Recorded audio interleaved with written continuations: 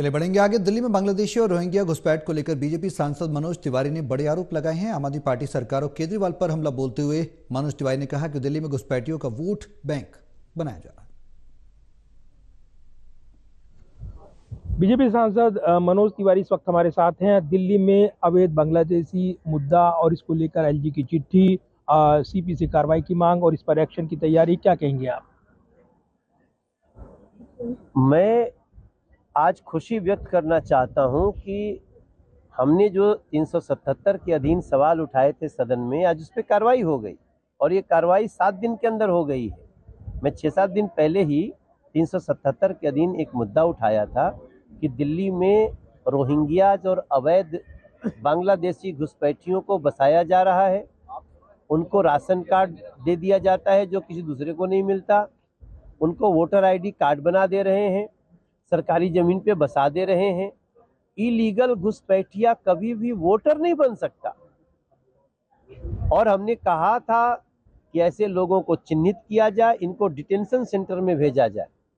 Detention centre एक प्रकार की जेल होती है, एक निश्चित एरिया, वहीं उनको रहना है, खाना वाना सब देंगे, लेकिन तुरंत उनके देश से बात करके, चाहे बांग्लादेश के हों या फिर वो रोहिंग्याज हों, उनके देश में बात करके डिपोर्ट करेंगे, वहां वापस भेजेंगे।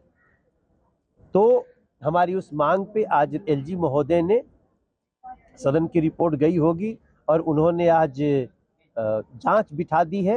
आई एम वेरी हैप्पी कि अब दूध का दूध पानी का पानी हो। लेकिन केजरीवाल जी आरोप लगाते हैं कि चुनावी टाइमिंग में आप मुद्दे के लिए और उनके वोटरों के लिस्ट से हटाने के लिए इस तरह की कोशिशें कर रहे हैं, तो कहीं ना कहीं फर्जी वोटिंग का मुद्दा और बीजेपी से सवाल पूछे जा रहे हैं कि उनके वोट जो पात्र हैं वो काटने की कोशिश है।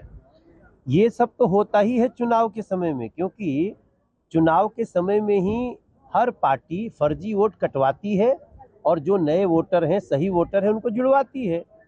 तो अरविंद केजरीवाल क्या इलीगल घुसपैठियों के वोट पे चुनाव लड़ रहे थे अभी तक?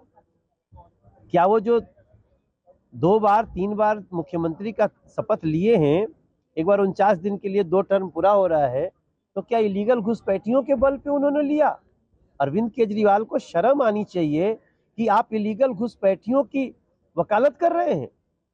अगर वकालत करेंगे तो जो इलीगल घुसपैठियों का वोट बनाया, जिसने जगह देके बसाया, वो अधिकारी हो, विधायक हो, मुख्यमंत्री हो, पूर्व मुख्यमंत्री हो, सबको सजा मिलेगी सर।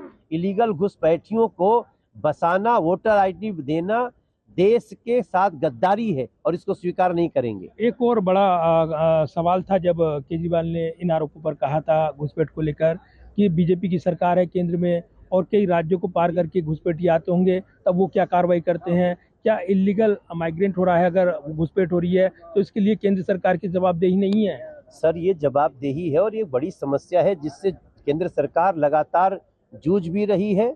कुछ हमारे बॉर्डर स्टेट हैं, उसमें बहुत ही गलत भूमिका, बंगाल, पश्चिम बंगाल जैसे जो राज्य हैं वो बहुत गलत भूमिका निभा रहे हैं।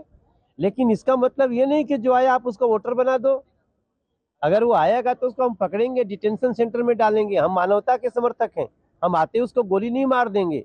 हम लगातार डिपोर्ट हो रहे हैं, लेकिन वो कौन सी शक्ति अरविंद केजरीवाल और ममता बनर्जी जैसी जो ऐसे लोगों को वोटर बनाती है? That is our question.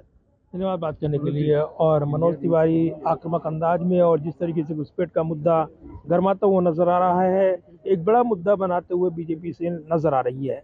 Pradeep Kumar, total news, Delhi.